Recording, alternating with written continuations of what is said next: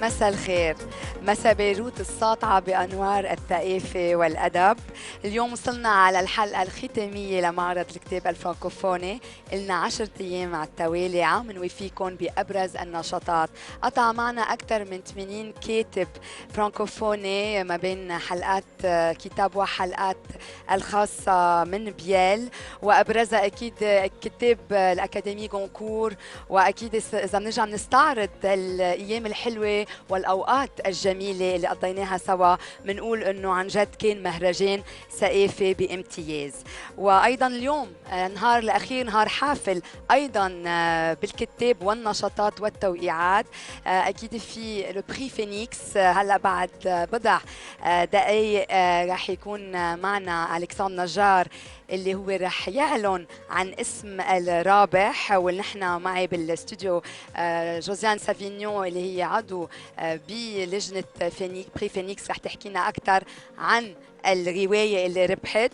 وأيضا رح نرجع نستعرض الرابحين بالديكتي، سلمتهم هدايا وجوائزهم من بضع دقائق كمان رح نتعرف عليهم، ولقاءات حلوة وجميلة. في يقول أنه مبارحة أيضا فرانك جيرو هو كان لوتور دو جور، وربح معنا جاد حاتم وسليم بركات. امبارحه ما قلنا اكيد من الفايزين، ولكن بيقدروا يستلموا جوائزهم من ليبراري Antoine ou librairie orientale. Je vais donner les trois indices, les trois derniers indices du concours de l'auteur du jour. Il est avocat et auteur français, porte-parole conseiller de la Ligue des droits de l'homme, et il signe son ouvrage aujourd'hui. كلكم فيكم تشتركوا على l'auteur du jour à Twitter. وهلا بننتقل لإلسا. Bonsoir, bonsoir Karen, bonsoir à toutes, bonsoir à tous. Et voilà, même les plus belles choses ont une fin. Nous sommes au dernier jour du Salon du livre francophone en direct du Biel. Mais les conférences se suivent jusqu'à la dernière seconde et ne se ressemblent pas. Mais aujourd'hui, c'est surtout les lots et les vainqueurs qui vont être annoncés. Une panoplie de concours et de prix, notamment le prix Phénix de littérature francophone. Avec moi, le responsable de ce prix Phénix, maître Alexandre Najar, qui va profiter donc de son passage sur la MTV pour annoncer en primeur le grand vainqueur du prix Phénix 2012. Bonsoir maître Najar. Bonsoir. Donc roulement de tambour, et le vainqueur est... Donc pour cette année, vous savez, ce prix a été fondé en 96, et donc ce prix aujourd'hui qui est décerné à un roman français écrit par un Libanais ou par un livre écrit par un Français sur le Liban. Donc cette année, c'est le livre de Wajdi Mouawad, Anima, donc qui a obtenu le premier prix. Et donc Wajdi Mouawad recevra donc son prix au siège de la Banque Audi en janvier. Et donc c'est un grand bonheur pour nous de l'accueillir dans la liste des lauréats de ce prix, donc, qui existe depuis 1996 et qui a déjà couronné de très grands écrivains libanais et français. Bon, excellent. En tout cas, maintenant, Najar, n'allez nulle part. On va revenir à vous avec les détails et les coulisses de ce prix. Mais avant, qu'est-ce qui anima le jury pour choisir Anima? Je crois que, enfin, Wajdi Mouawad vient du théâtre, et c'était une grande surprise déjà pour les lecteurs de le voir écrire un roman. Mais ce roman-là est fidèle à son imaginaire, à ses idées. Et je crois que c'est la qualité de l'écriture, l'imagination qui a toujours caractérisé son œuvre, qui a fait que probablement les membres du jury, dont je ne fais pas partie, moi je suis responsable du prix, donc, mais je crois que c'est cela, et en même temps c'est un hommage à un grand écrivain qui a quand même obtenu le prix du théâtre de l'Académie française et plusieurs autres prix, et qui s'est distingué aussi bien au Canada qu'en France qu'au Liban. Et voilà, donc je pense. Excellent. Donc, on va revenir à vous dans quelques instants, mais avant une entrevue avec Josiane Savigno pour savoir également pourquoi le jury a choisi Wajdi Mouawad avec Anima pour le prix Phénix. مشاهدينا الكرام، بحب رحب بجوزيان سافينيون. Josiane Savigno, vous êtes journaliste au Monde, vous êtes auteur et membre du prix Phénix. Donc, Wajdi Mouawad vient de remporter le prix, il le mérite pleinement. Anima est un roman, et je voudrais juste lire la dernière phrase de la quatrième de couverture. Et vous dites, il dit ils disent par son projet, par sa tenue, par son accomplissement, ce roman Minotaure repousse les bornes de la littérature. Anima est une bête à la fois réelle et fabuleuse qui veut dévorer l'inoubliable. Racontez-nous un peu plus sur ce roman et bien sûr sur Wajdi Mouawad qu'on connaît très bien, mais on a envie aussi de savoir pourquoi c'est lui qui a remporté le prix. Oui, je vais en dire un tout petit peu plus, mais Wajdi, comme l'a dit Alexandre Najar, est plus connu comme dramaturge que comme romancier. Anima est seulement son deuxième roman, et c'est vrai qu'il a notamment été très célébré en France en 2009, non seulement par le prix du théâtre de l'Académie française qu'a mentionné Alexandre Najar, mais pour cette espèce de quatuor de théâtre qu'il a fait, Littoral, Incendie, Forêt, Ciel. Et Incendie, le numéro 2 du quatuor, a été a été adapté au cinéma en 2011. Alors Anima, c'est un livre extrêmement beau, je trouve, et extrêmement étrange aussi. Il est unique en son genre, Très que étrange. ce soit dans son style ou que ce soit le sujet qu'il est en train de traiter. En fait, au début, ça commence, je vais dire, comme un roman presque banal. Normal, ouais. Banal. Bon, un homme entre chez lui et il trouve sa femme baignant dans une mare de sang. Elle a été poignardée, ainsi que l'enfant qu'elle portait en elle. Et très vite, on sait qui est le coupable. Mais le coupable s'est réfugié dans une réserve indienne et la police fédérale, ça se passe aux États-Unis, la police fédérale n'a pas le droit d'aller dans cette réserve indienne. Donc il a su choisir son abri. Voilà, et donc le narrateur, enfin pas le narrateur d'ailleurs, le personnage principal, puisqu'après il y a plein d'autres narrateurs dont je vais dire un mot, le personnage principal décide de partir à la recherche du coupable. Et jusque-là, on pourrait croire que c'est, vous savez, un roman de vengeance, un roman de justicier. C'est pas du tout ça en fait. D'une part parce que ce personnage qui s'appelle Watch, ce personnage est tout d'un coup pris d'un doute étrange. Il se demande si c'est pas lui-même qui, dans un acte de folie meurtrière, aurait assassiné sa femme. Ouais. Donc on vit dans le mystère jusqu'au bout. Jusqu'au bout. Donc il part à la recherche. Et ce qui m'a beaucoup séduite dans ce livre, parce qu'au fond, ce que je viens de raconter, ça pourrait être un roman policier. En tout cas, on ne va pas le raconter en entier pour qu'on laisse mais ce que je veux juste dire, c'est que des narrateurs reprennent en charge le personnage de cet homme aux yeux de faïence, comme ils disent, et ces narrateurs sont des animaux. Ah ouais, et en fait, c'est très intéressant. En tout cas, on peut même, dans son roman, on retrouve, Wajdi Mouawad, le dramaturge, parce qu'il y a beaucoup de choses qui se passent en peu de temps, et l'image est très forte dans le livre, comme si on était en train de, pas seulement de lire, mais de regarder ce qu'il y a dans chaque mot et entre les lignes. Et justement, j'allais dire que pour aimer ce livre, il faut entrer, en effet, comme vous dites, comme on entre dans une pièce de théâtre, il faut entrer dans l'univers métaphorique de Wajdi Mouawad. Et je voudrais juste terminer par une chose, c'est aussi une réflexion sur la préméditation. Parce qu'il dit que les animaux tuent, mais ne prémédite jamais. C'est seulement les hommes préméditent les crimes. En tout cas, merci beaucoup. C'était une très belle analyse du livre. Félicitations à Wajdi Mouawad. Il l'a bien mérité pour son roman Anima. Merci Josiane Savignon. مشاهدينا الكرام ننتقل لإلسا وألكسندر نجار. Il faudrait juste rappeler que les deux autres livres qui étaient en lice, ce sont La Parenthèse de Gérard Béjani et 1-1 2013 de Johnny Carlich. Alexandre Najar, le prix Phénix est un prix d'autant plus important que c'est le premier prix francophone qui est décerné du Liban, n'est-ce pas? Oui, tout à fait. En France, il existe des dizaines, même des centaines de prix. Au Liban, malheureusement, les prix sont assez limités. Bon, il y a des prix qui récompensent des prix des romans en arabe, mais je crois que c'est le seul pratiquement qui récompense donc, une œuvre francophone. Il faudrait également voir comment se passe le vote. En fait, donc les membres du jury, comme certains sont à Paris et d'autres au Liban, donc ils votent par correspondance. Donc chacun remplit son petit papier avec le nom du livre pour lequel il a voté. Et donc nous rassemblons, nous réunissons tous les votes et voilà, nous comptabilisons les votes et nous décernons le prix. En fait, depuis 1996, il y a de grands auteurs qui ont remporté le prix. On a Rassan Salamé, Richard Millet, Georges Corum, Samir Kassir, Carole Dar et bien d'autres. C'est qui le jury qui choisit ces ouvrages? Donc en fait, l'idée était née, comme je vous avais dit, en 1996 à l'occasion d'un salon qui s'était passé en France.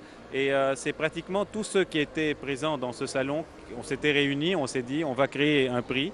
Et voilà, donc c'était surtout ceux qui étaient à l'époque dans ce salon. Donc il y a parmi eux Jean Lacouture, Nicole Avril, Yann Kefelec, Paul Constant. Parmi les Libanais, Lucien Georges, Mona Pchara, Salah Setier, Vénus Khourirata. Donc voilà. Un beau parterre. Voilà. Merci beaucoup Alexandre Nachar pour tous ces détails. Bon, une dernière question. Cette année, vous n'avez pas signé d'ouvrage. Pourquoi? Manque d'inspiration, manque de temps? Vous faites tellement de choses. Non, il faut laisser la place aux autres aussi. Donc, mais j'ai été assez présent dans des tables rondes, des conférences, et je me félicite que ce salon soit vraiment à la hauteur et qu'on ait fêté vraiment dignement ces 20 ans du salon. Bon, merci beaucoup. Donc, une petite pause et on continue dans quelques instants.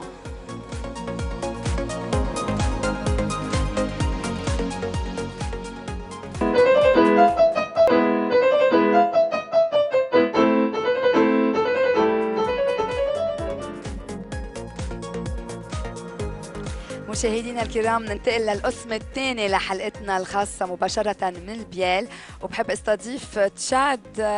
Tu es le petit auteur ici. Ton idée imagine le monde de demain et le concours Fish Eye. C'est quelque chose d'extraordinaire. Comment est venue l'idée, Tchad? Alors tout a commencé à mon anniversaire. J'ai demandé sur la carte d'invitation à mes amis, à la place qu'ils me donnent des cadeaux, de recevoir de l'argent pour planter des arbres. Et ensuite, j'ai eu en tête un concours, Imagine le monde de demain. Il faut imaginer le monde de demain, ou par un texte, ou par un dessin, ou par une photomontage. Et c'est tout. En tout cas, merci beaucoup. C'est un très, très beau projet. Sabine Abdelrahman, tu es responsable aux éditions d'Erram. Raconte-nous un peu sur ce projet. Maintenant, la signature se tient. Je vous ai donc volé au stand. Racontez-nous un peu. Voilà, donc aujourd'hui on est face aux résultats. Donc on avait lancé ce concours et on a réalisé, la maison d'édition d'Erram a réalisé ce bouquin. Donc je vous invite tous, je sais qu'on n'a pas beaucoup de temps, je vous invite tous à nous rejoindre au stand pour la signature.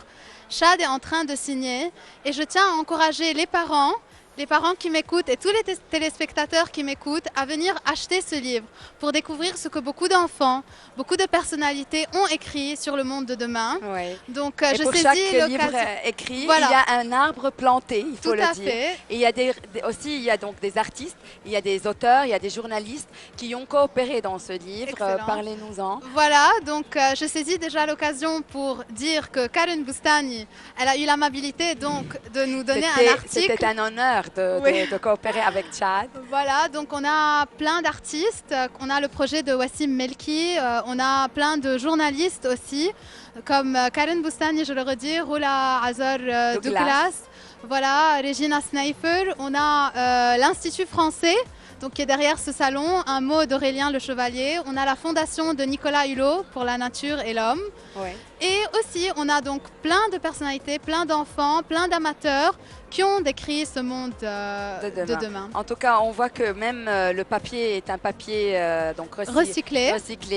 Vous avez pensé à tout. Bien sûr. Et donc, tout se passe au stand d'Erram maintenant. Et bien sûr, ça va être en vente dans toutes les librairies, aussi. Et qu'est-ce que vous avez aussi d'autres animations et d'autres auteurs qui signent? Voilà, tout à fait.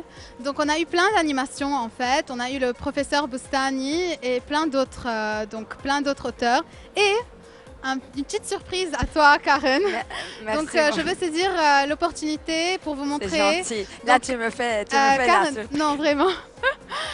Karen a encouragé tous nos auteurs, donc c'est notre tour maintenant à l'encourager. Merci beaucoup. C'est une cause humaine, donc on a la cause de l'environnement, mais on a aussi donc les fonds de ce livre qui est un hommage à son père, qui vont partir à ses obèles. Donc Karen, elle a un grand cœur, elle a vraiment beaucoup. Tous nos auteurs, tout le temps, elle les reçoit. Donc s'il vous plaît, je vous invite à rejoindre le stand. Les gains de mon livre vont à l'Institut, donc l'association Césobel, mais surtout au centre d'autisme qui sont en train de bâtir. Tout à fait. On sait que ton père au village, donc à Ain Rihane, il a vraiment beaucoup aidé. En tout cas, aidé, merci Sabine. Merci beaucoup. C'est la première fois que j'ai quelqu'un qui parle de moi. Je te remercie, Tchad. Bravo pour ton projet et en avant toujours. Merci. مشاهدينا الكرام ننتقل لإلسا. Beaucoup de choses à insérer dans cette dernière émission du Salon du Livre avant de passer au résultat de la dictée dans quelques instants. Un petit arrêt sur ce salon, sur comment ça s'est déroulé avec le secrétaire général de l'Institut français, Antoine Hallou. Bonsoir. Un petit commentaire sur le salon, s'il vous plaît. Oui, bonsoir Elsa. Tout d'abord, je profite de cette occasion afin de dire merci, et c'est très important de dire merci aux collègues. En effet, plusieurs de nos services de l'ambassade de l'Institut français du Liban ont participé à ce salon, et sous l'autorité de M. Aurélien Le Chevalier, notamment le secrétaire général, dont je suis le chef de service, et qui ont tous participé à ce salon du livre. Alors, on avait l'organisation matérielle et budgétaire de ce salon, et je vais citer les noms pour ne pas oublier. En tout cas, ça a été une vraie réussite. Bravo à toute l'équipe. Dans les coulisses, le travail a été énorme. Plus de 150 auteurs, des animations, les stands. Bravo. Effectivement. Alors, pour ne pas oublier, alors, il faut citer Marie-Ange, Marielle, Yara, Magali, Corée, Hélène, Astrid, Zéna, toutes les équipes des hôtesses, et Fauzi, Walid, Jean, Hélène, Abed, Tony, Hassan et Adnan. Et bien sûr, les collègues de l'agence comptable et de la médiathèque. Oh, c'est excellent. En tout cas, bravo à tout le monde. Vous avez encore quelque chose à dire avant de passer? Juste encore, également, je pense à nos partenaires financiers, Banque Med et IDM, RF France et Promofair, et APP et Sophil Catering, et bien sûr les syndicats des importateurs du livre et le ministère de la Culture.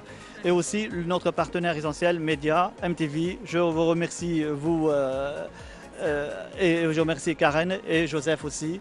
Merci beaucoup. Merci à vous. Bon, l'émission n'a pas pris fin. Il faut juste qu'on continue. Merci Antoine pour votre collaboration également.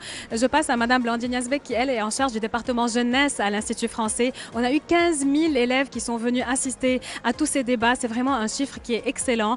Mais ce dont je veux vous parler aujourd'hui et très rapidement, c'est le concours Marque-Page. Qui a été le regagnant? Alors, ce concours Marque-Page, ça fait quelques années déjà que nous organisons un concours pour les lycéens, c'est-à-dire les classes secondaires, pour qu'ils aient une participation aussi dans ce salon.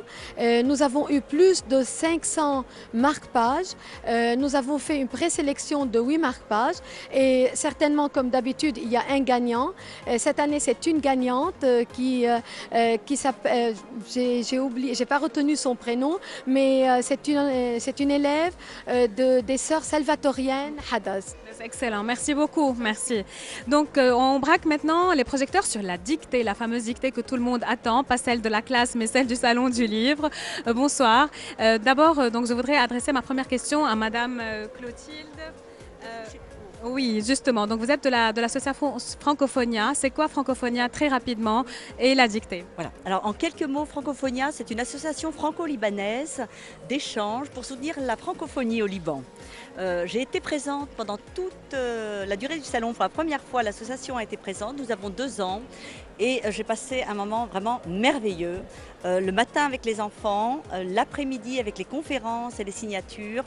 Et je voudrais dire bravo parce que c'était vraiment d'une très très très belle tenue et les jeunes sont très motivés. Enfin, ça donne confiance pour l'avenir en tout cas. Excellent. Ma deuxième question va s'adresser à Monsieur Mengui qui est président de l'Union des Français à l'étranger. Bonsoir. Donc cette dictée-là, elle était difficile cette année plus que d'autres? Écoutez, elle n'était pas plus difficile que les autres années, mais il y avait des pièges, bien sûr, qu'il fallait éviter. Nous avons eu d'excellents résultats, puisque nous avons malgré tout, sur les 10 dernières années que nous faisons cette dictée, une seule faute, ce qui est assez extraordinaire. Bien sûr, les plus mauvaises des dictées, je crois que nous avons dû compter quelque chose comme 57 fautes. Donc c'était tout de même assez difficile, vu justement le nombre des fautes. Exactement. Bon, et est-ce que vous pouvez nous dire la liste des gagnants? On a ici 3 gagnantes avec nous, c'est qui? Alors écoutez, donc les 2 ex-aequo sont Madame Christiane Fargialla et Madame Simone Daguerre-Tager, qui sont uniquement avec une seule erreur chacune, et puis Madame Danielle Yazbek qui a fait 3 erreurs, mais qui est tout de même dans une très très bonne moyenne. Bon, bravo mesdames, hein. Les dames sont plus fortes en orthographe que les hommes. Hein. Je disais justement que nous n'étions que des femmes. Vous avez eu 0 faute? Non, une faute quand même. Excellent, c'est excellent. Il faut dire que vous êtes enseignante, vous avez été enseignante, n'est-ce pas, dans une école. Bon, et quelle a été votre faute, madame? Un malheureux trait d'union. Oh là là, ce trait d'union, il peut rapprocher, il peut... Bon. Et vous? J'ai su uniquement une des fautes, c'est que j'ai mis un tréma à Groenland. Les autres, je ne sais pas trop. D'accord. En tout cas, bravo, bravo pour les lots que vous avez reçus, bravo pour la dictée. Donc, nous allons passer à Karen. مشاهدينا الكرام مثل ما قلنا عطيت الهدايا للستة ربحانين 3 الكبار وكان في 3 صغار أيضا كانت أجواء حلوة كتير بنرجع بنشوفها سوا بكتاب وبحب رحب بكمال مزوق ولغة غاد. Vous êtes les bienvenus. Kamal, vous êtes un ardent défenseur du patrimoine gastronomique libanais et fondateur de Souk Taïeb. Vous avez signé hier votre livre Les délices des 1001 nuits, un conte on va dire gastronomique qui nous fait rêver de très belles choses. Pourquoi Délices des 1001 nuits? Il faut d'abord préciser que c'est un conte qui a été écrit à 4 mains, si je peux dire, pas à 2 mains. Donc c'est moi et Malik Chebel. C'est un livre d'histoire, ce n'est pas un livre de recettes. Malik Chebel qui est un très célèbre anthropologue français qui était le premier à parler de sensualité et de sexualité en islam. Donc la moitié du livre est sur les délices et la magnificence de la cour abbasside et des 1001 nuits. Exactement. Et le reste du livre, c'est des recettes du Liban et de la région de Bagdad et de la région des 1001 nuits. Donc vous avez coopéré ensemble, lui de tout ce qui est purement littéraire, historique, et vous tout ce qui est gastronomique. Vous avez fait rentrer donc les contes avec tout ce qu'il y a comme recette, parce que on sait bien que le sens du goût est très important. Ce sont 2 parties un peu différentes. Donc d'abord c'est une moitié à elle seule écrite par Malek et ensuite c'est les recettes. Mais même dans la partie recette, la moitié du texte c'est une histoire. Cette moitié histoire de la recette, ensuite la recette. Donc parce que je considère qu'une recette... Chaque recette a son histoire. A son histoire et la cuisine aussi, c'est une expression importante de la tradition et ce n'est pas tout simplement des ingrédients et une méthode de préparation. Exactement, en tout cas c'est un livre exceptionnel qui nous fait rentrer dans les 1001 nuits en contes, en musique, en mots et aussi bien sûr en saveurs. Laura Trad, tu es une des plus jeunes auteurs au salon. Tu y as signé ton premier livre, La conquête du monde, et tu n'as que 16 ans. Et tu poursuis tes études secondaires au lycée français de Beyrouth. Raconte-nous un peu à propos de ta passion pour l'écriture et pour la lecture, je sais, dès ton très jeune âge. Oui, en fait, donc j'ai commencé à lire très tôt et même avant de savoir lire, je retenais les livres par cœur et je faisais semblant de les lire. Et j'ai écrit ce livre à 14 ans en fait, pendant l'été 2011. Oui. Et je sais pas trop en fait qu'est-ce qui m'a poussée à commencer à écrire. Et ton héros, il ressemble à qui? De qui t'es-tu inspirée? Parce que tu as beaucoup d'humour aussi. De personne en particulier en fait. On m'a déjà posé la question, mais vraiment il y a personne de particulier dont je me suis inspirée pour les personnages. Oui, et quand tu as écrit ce livre, tu pensais à qui? À tes lecteurs, des lecteurs adultes, des lecteurs jeunes de ton âge? Ou est-ce que tu écrivais pour peut-être...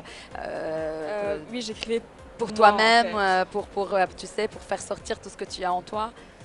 Oui, mais aussi je ne pensais pas vraiment à un public adulte, plutôt de mon âge surtout. Oui, et qu'est-ce que tu aimerais... ton message dans le livre, c'est un message de quoi? Il n'y a pas vraiment de message, mais plutôt c'est un message pour avoir de l'ambition en fait. Et bien sûr, pour ne pas rester paresseux et ne rien faire, être ambitieux dans la vie parce qu'on a tous quelque chose à faire et peut-être aussi une aide à donner quelque part. On est tous utiles quelque part. Laura Trad, merci beaucoup et bonne chance. Il faut continuer. Et Kamal Msawa, merci encore et à bientôt dans mon autre émission littéraire, c'est sûr. مشاهدينا الكرام ننتقل لإلسا. Bon, je sais donc que vous êtes fâchés que le quiz SDL prenne fin. Bon, toute chose a une fin. Mais ce qui est bien aujourd'hui, c'est que tout le monde est attroupé autour de moi ici pour le fameux tirage au sort. Vous avez été très enthousiastes et très nombreux à participer à ce quiz culturel francophone. Je vais donner les résultats dans quelques instants avec autour de moi Aurélien Le Chevalier de l'Institut français et l'association AFEJ. Et on va faire le tirage au sort. Attendez-nous.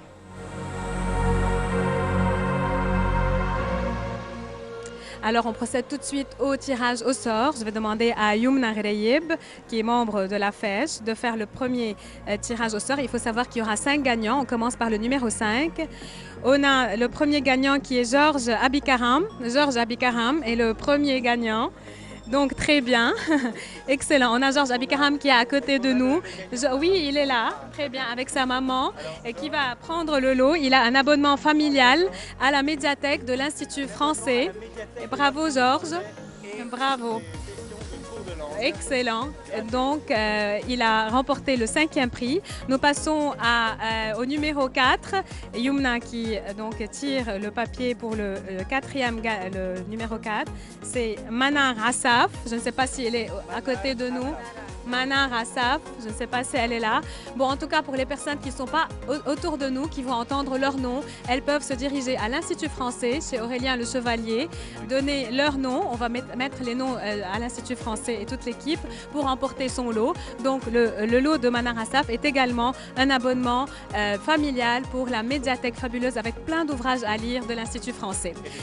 Et des CD, la musique, enfin tout ce qu'on trouve dans les médiathèques. Très bien. On va maintenant procéder au 3e tirage au sort. Donc le 3e gagnant est, roulement de tambour, Zena Antonios. Je ne sais pas si elle est là. Zena Antonios, elle doit être là. On va lui donner tout à l'heure. D'accord. Apparemment, Aurélien Le Chevalier la repère. Très bien. Donc Zena Antonios, bravo. Tu as remporté le 3e prix qui est un abonnement à la médiathèque et puis également des sessions de cours de français à l'Institut français. Deuxième prix. Donc, on se rapproche du premier prix. Donc, le 2e prix est également important. Le nom qu'on a, c'est Karen Aoun. Karen Aoun. Bon, également, donc, elle va arriver dans quelques instants, j'ai l'impression. Son lot à elle est également très important. C'est un abonnement à la médiathèque, plus des cours de français, plus également une série de tous les auteurs qui ont été présélectionnés par l'Académie Goncourt. Donc, il y a de quoi lire. C'est 5 ouvrages fabuleux que l'Académie Goncourt a sélectionnés ici à Beyrouth. Et nous arrivons à la dernière place. Aurélien Le Chevalier, je vais vous demander de faire le dernier tirage au sort pour voir qui est. Donc, c'est J'espère ne pas me tromper. Et le grand gagnant du concours est Charles Nemer. Charles Nemer, est-ce qu'il est parmi nous? Donc le grand gagnant du concours est Charles Nemer. Charles Nemer qui est, on va voir s'il est dans le public. En tout cas, il a remporté un très gros lot. Il a remporté le lot donc des 5 ouvrages présélectionnés par le concours, plus un abonnement à la médiathèque, plus le gros lot qui est un mini ordinateur portable qui est offert par l'association francophone de journalisme que j'ai le plaisir de présider et dont les membres sont ici. Youmna, pourquoi a-t-on décidé d'offrir un ordinateur portable? Et on voit d'ailleurs ici le site de la FEJ, donc pour créer de futurs journalistes en air, peut-être? Oui, exactement. Quand on veut être journaliste, il faut qu'on soit un peu moderne. En plus, il faut bien écrire, mais on peut utiliser un ordinateur. Avant, on utilisait la plume, maintenant on utilise l'ordinateur. N'empêche qu'on peut écrire quand même avec une plume. Excellent. Donc, on est en train de former la future génération, Aurélien, des journalistes francophones du Liban. Donc, j'espère que Charles Nemer pourra venir, comme les autres, retirer son lot de l'Institut français. On va remettre tout dans les mains d'Aurélien Le Chevalier et son équipe. Donc, vous n'avez qu'à présenter votre nom et comme ça, vous pouvez retirer votre prix de l'Institut français. Un dernier mot peut-être avec Monsieur Le Chevalier sur ces 20 ans du salon. Félicitations à tous les gagnants, félicitations au public aussi libanais qui a vraiment répondu présent à ce salon. Je crois que depuis le premier jour, depuis la soirée d'inauguration, ça a été une édition exceptionnelle avec un programme, avec des animations, des activités, une couverture médiatique grâce à vous aussi d'ampleur considérable et je crois qu'on a vraiment pu fêter les 20 ans du salon comme on voulait les fêter ensemble. Bon, c'est excellent. Donc notre émission sur 10 jours tire à sa fin. On s'est quand même habitué à venir tous les soirs au salon Aurélien. Demain, je ne sais pas ce que je vais faire entre 6 et 7. En tout cas, merci à vous tous de nous avoir suivis, aux grands et aux petits. On va voir ici les petits qui sont autour de moi, qui attendent vraiment pour voir qui était le gagnant. Merci d'être venus très nombreux. Donc, je vous laisse pour cette émission avec ce dernier épisode donc, des émissions spéciales du Salon du Livre. Je vous retrouve vendredi prochain. prochain pour un autre genre de voyage avec l'émission Voyage Voyage, donc à 10h30. Merci beaucoup pour votre fidélité. Karen, à toi l'antenne. مشاهدينا الكرام عندي رابحين جديد اليوم بالauteur du jour, donc un nouveau vainqueur pour le deux nouveaux vainqueurs pour le concours à l'auteur du jour. Donc c'est Joël Saba et Carmen Dao. Joël Saba et Carmen Dao, vous pouvez retirer vos lots de la librairie Antoine et de la librairie orientale. Plus de 20 livres offerts par la librairie Antoine, la librairie orientale. Merci beaucoup pour avoir coopéré avec nous pendant ce salon du livre.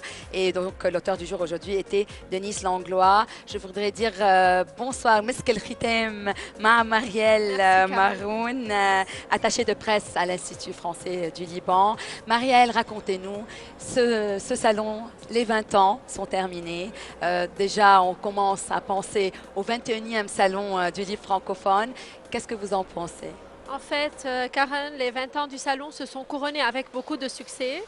Et là, je salue, par exemple, aujourd'hui, on a eu 10 000 visiteurs pour ce dimanche, ça fait plaisir, qui est le dernier jour. Bien sûr. Et je tiens à saluer, je saisis l'occasion pour saluer tous les médias qui ont participé à la... On remarque qu'il y avait beaucoup de médias, oui, beaucoup vraiment. De monde en tout cas. C'était bondé depuis 10 jours jusqu'ici. Tout à fait. On a toujours beaucoup d'articles dans la presse. Les médias ont manifesté leur forte volonté de participer à ce salon. Exactement. Et là, je tiens à saluer tout spécialement la MTV, toute l'équipe de la MTV, présidée par M. Michel Elmour, que nous remercions infiniment pour sa collaboration et voilà.